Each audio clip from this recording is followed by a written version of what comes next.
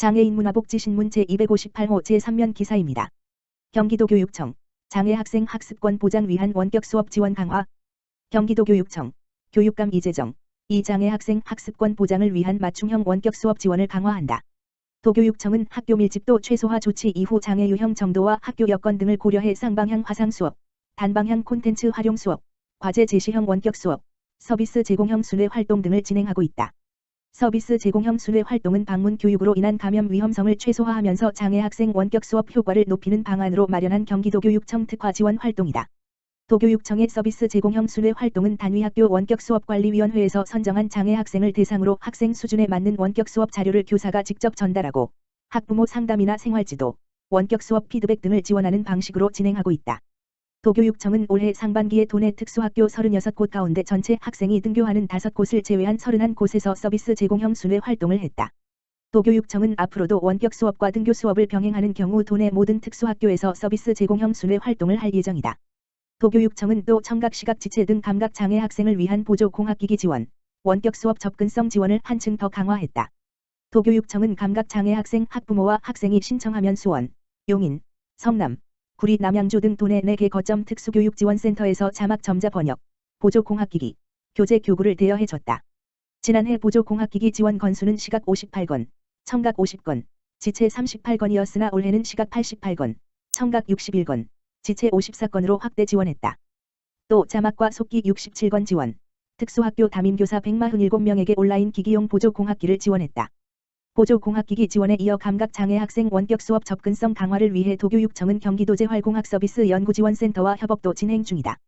기존에는 감각 장애 학생이 원격 수업에 필요한 기기와 교구를 요청하면 정확한 진단과 평가 없이 해당 기관에서 대여해왔다.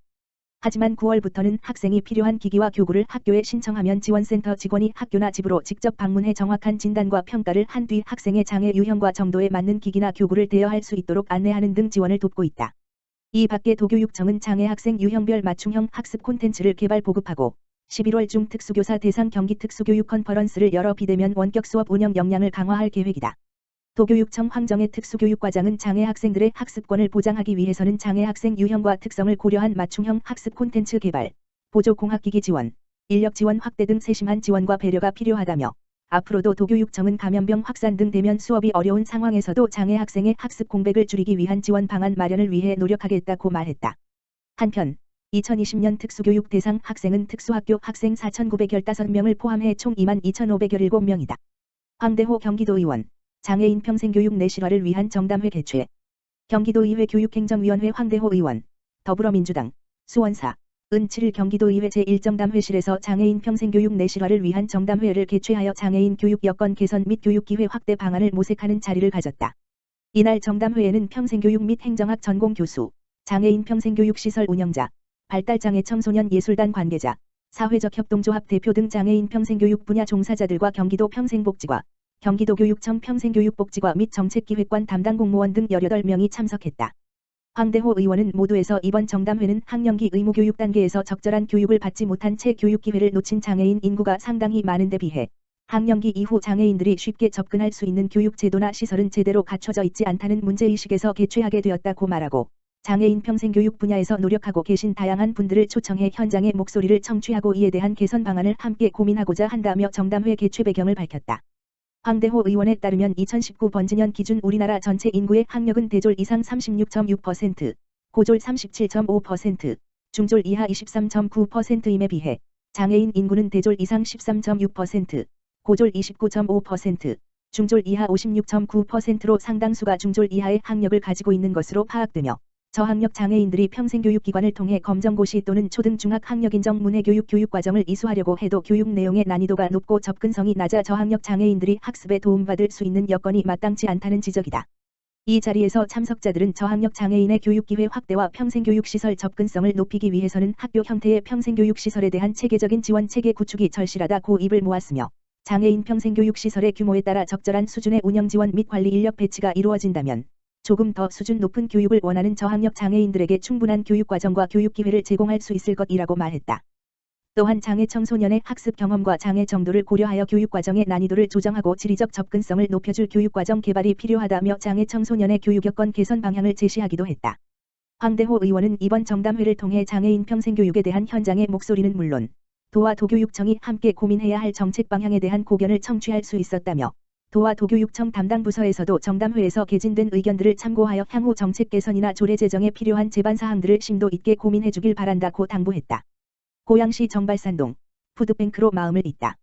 고양시 일산동구 정발산동 동장 최성현 은 지역사회보장협의체 특화사업으로 푸드뱅크 서비스를 실시하고 있다.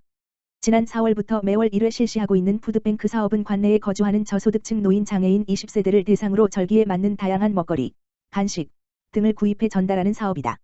경제적 어려움으로 다양한 음식 섭취가 부족한 저소득 취약계층의 균형 잡힌 영양 공급 및 식생활 개선에 도움을 주는 한편 세대 안보 확인 등을 통해 함께 사는 사회의 훈훈한 정도 나누고 있다. 지난달 20일에는 추석을 맞이해 송편을 전달했다.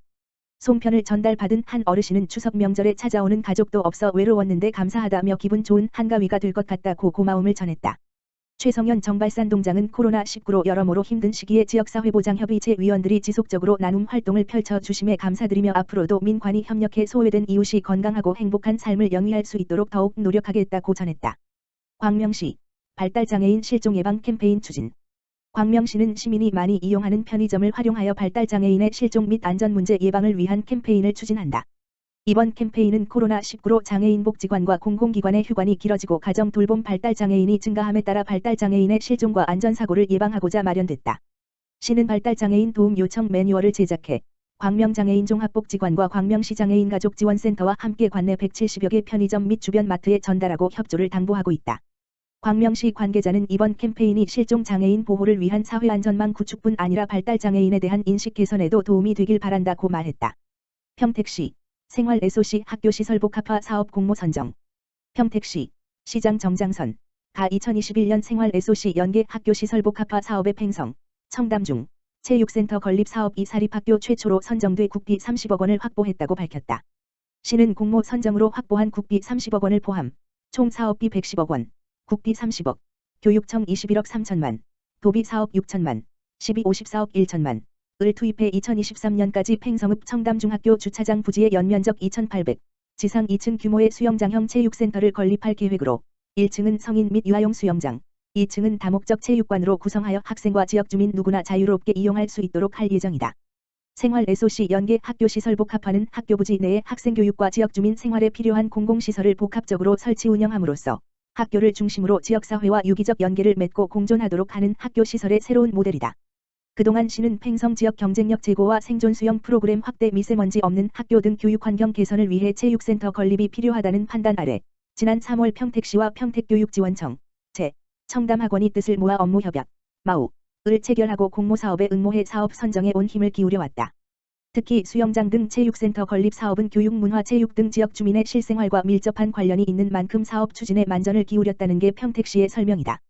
정장선 평택시장은 이번 사업 선정은 체육시설에 대한 접근성이 낮은 읍면 지역의 문제를 해결하기 위한 새로운 대안이 될 것이다며 앞으로도 학교와 지역사회가 공존하여 학생과 지역 주민의 삶의 질 향상에 도움이 되는 생활 인프라 구축 사업을 최대한 발굴하겠다고 말했다.